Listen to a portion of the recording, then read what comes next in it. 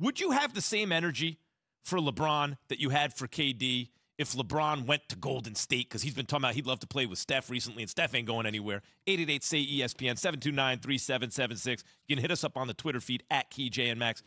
But, guys, there's just so much going on. We've been talking about the Lakers dumpster fire. Jay, you said most disappointing, not just basketball season ever, team ever, considering there were championship aspirations. 10 out of 15 teams make the postseason, and they're not one of them, right? They didn't even make the postseason. Chris Carlin, ESPN radio host, on Greeny, show that follows us with Mike Greenberg here on ESPN Radio, I thought he made a real interesting point about something hidden in plain sight. No team more disappointing than the Lakers?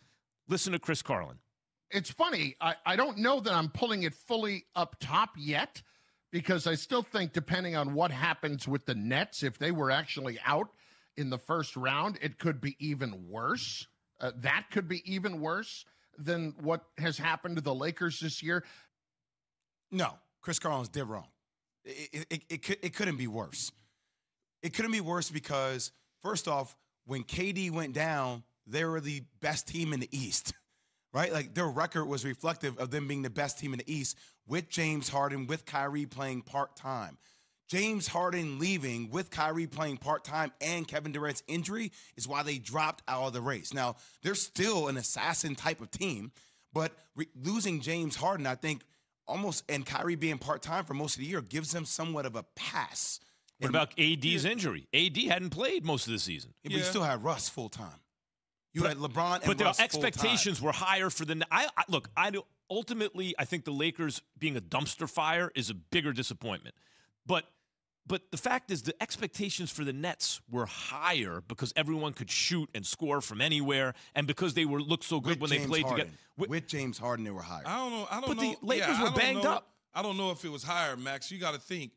The Lakers put this team together to win a championship, right? And so when you look at the situation with them, you sitting there saying, first of all, it's the Lakers. So that expectation is always championship. It's always boom or bust. The Nets got a little bit of a runway because Kyrie's coming back.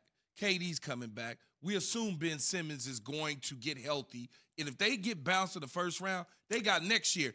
We trying to get rid of either AD. We trying to get rid of Westbrook. But that's and LeBron's getting a little bit older. So you think about it as a Laker fan, we don't have a runway. And this is it for us. Can I add on to that? When you hear the names LeBron, AD, and Russ, you automatically think NBA Finals.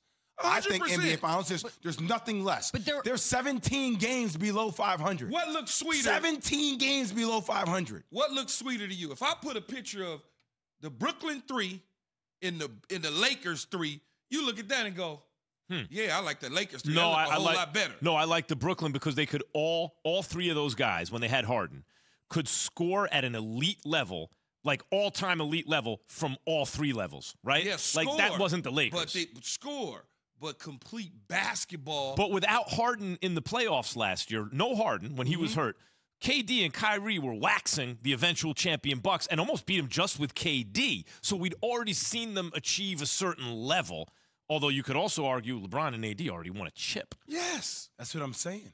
And by the way, we're talking about the big three as if they still exist. That's no longer the case.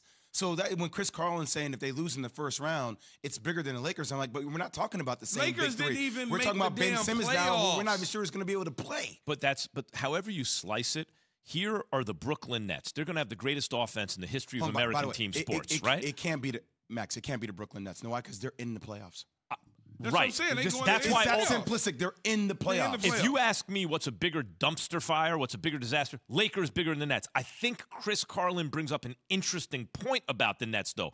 All the NBA quant stat guys that you guys make fun of, all the analytics, here on the .com, when the Lakers put this together, they're like, I don't think this is going to work. Like the analysis was, they're not going to be. This is not like everyone. Oh, they're going to go to the finals. They might be the 5th best team in the West. Now it turns out they're the 11th best team, but still, it wasn't like, oh, this is not like when the Nets put it together. But that's really not why they're not in the playoffs. Injuries really did get to the Lakers. Injuries got to them. Right. But it didn't, even when they was together, it didn't look right. So if they would have been 5th, 6th in the West, and then everyone gets hurt, that's why they missed the playoffs. What conference is better?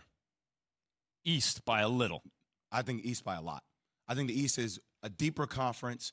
You're talking, when you look at the East, you're looking at the Miami Heat, the Boston Celtics, Milwaukee Bucks, 76ers, the Bulls were there, the Cavs were top 4 in East for a while. The Bulls? I did mention my Bulls.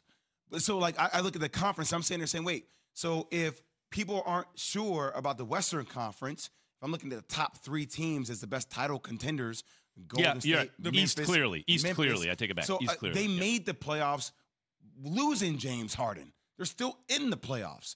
Like that Play was in, play in playoffs.